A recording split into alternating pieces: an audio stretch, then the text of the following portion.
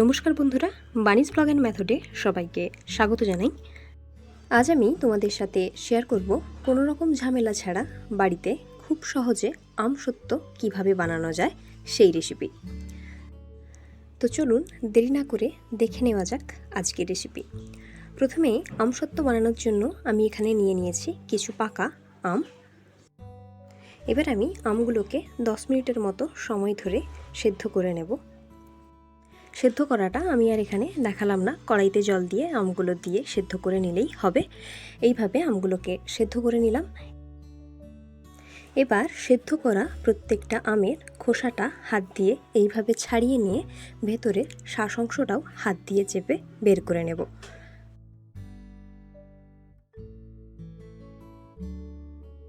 এইভাবে হাত দিয়ে একটু আলতো চাপ দিলেই দেখুন পাল্পটা কতটা সুন্দরভাবে বেরিয়ে আসছে।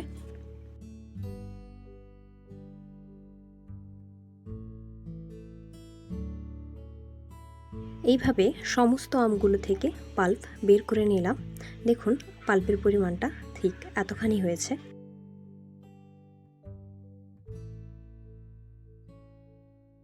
এবার আমি পাল্পটাকে একটা ছাঁকুনির সাহায্যে ছেঁকে নেব, যাতে আমের মধ্যে থাকা আঁশগুলো যাতে আমসত্ত্বে না যায়, সেই জন্য ছাঁকুনির সাহায্যে ছেঁকে পাল্পটাকে আলাদা করে নেব আর আঁশগুলোকে ফেলে দেব।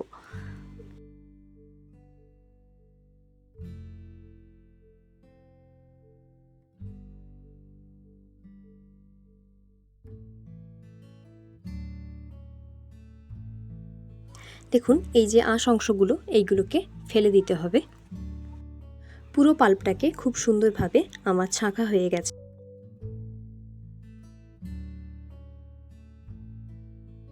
এবার কড়াইতে পুরো পাল্পটাকে ঢেলে দিলাম। এবার এর মধ্যে দিয়ে দেব পরিমাণ মতো কিছুটা লবণ, আর দিয়ে দেব সামান্য কিছুটা চিনি। আর বলে রাখি, চিনির পরিমাণটা এখানে আপনারা আমের টকটা বুঝে দেবেন।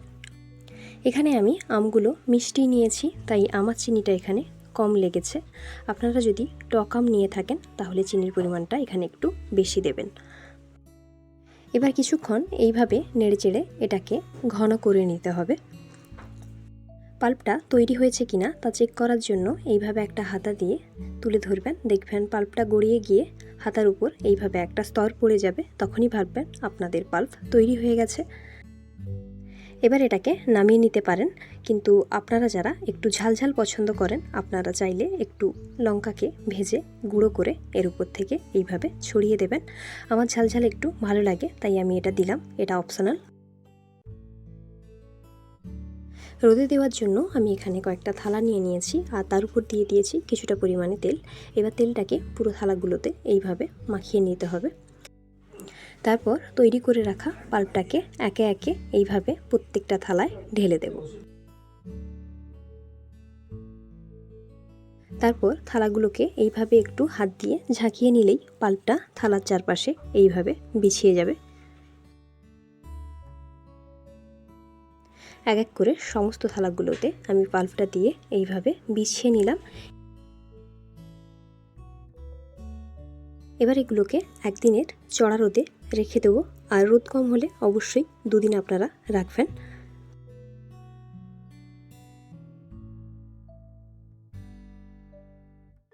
এবার আপনাদের দেখাই আমসত্ত্বগুলো কতটা সুন্দরভাবে বসে গেছে।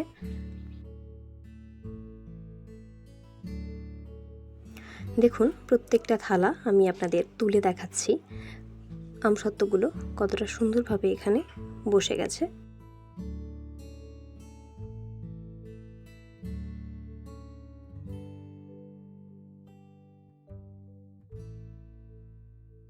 এবার একটা ছুরির সাহায্যে আমসত্ত্বগুলোর ধারগুলোকে এইভাবে একটু তুলে নেব।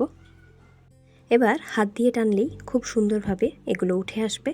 দেখুন কতটা সুন্দরভাবে এগুলো উঠে আসছে, আর কোনো রকম কিন্তু ছেড়ে যাচ্ছে না। দেখুন কতটা সুন্দরভাবে পুরো আমসত্ত্বটা উঠে এলো। এবার এগুলোকে আমি আপনাদের বিভিন্ন শেপ করে দেখাবো। আপনাদের যেরকম পছন্দ আপনারা সেই রকম শেপ করে রাখতে পারেন। আমি এখানে আপনাদের অনেকগুলো শেপ তৈরি করে দেখাচ্ছি। প্রথমে এইভাবে ছুরি দিয়ে একটা একটা করে কেটে নিচ্ছি। তারপর আমি এইভাবে আলতো করে হাত দিয়ে পাকিয়ে নিচ্ছি।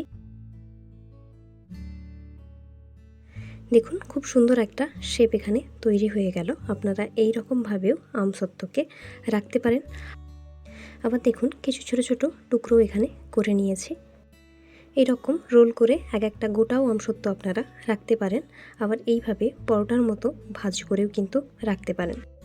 আবার এইভাবে চৌকো শেপ করেও আপনারা রাখতে পারেন। যেটা আপনাদের সুবিধা হবে সেই শেপেই আপনারা আমসত্ত্বকে তৈরি করে জারের মধ্যে ভরে রাখতে পারেন। তো আজকের রেসিপিটা আপনাদের কেমন লাগলো অবশ্যই জানাবেন। আর অবশ্যই রেসিপিটা ভালো লাগলে বাড়িতে একবার ট্রাই করে দেখবেন। আর লাইক কমেন্ট শেয়ারের পাশাপাশি অবশ্যই আমার চ্যানেলটিকে সাবস্ক্রাইব করে রাখবেন। আজ এখানেই শেষ করছি। আবারও এক নতুন ভিডিও নিয়ে খুব তাড়াতাড়ি ফিরে আসবো। ততক্ষণে সবাই ভালো থাকবেন, সুস্থ থাকবেন। ধন্যবাদ।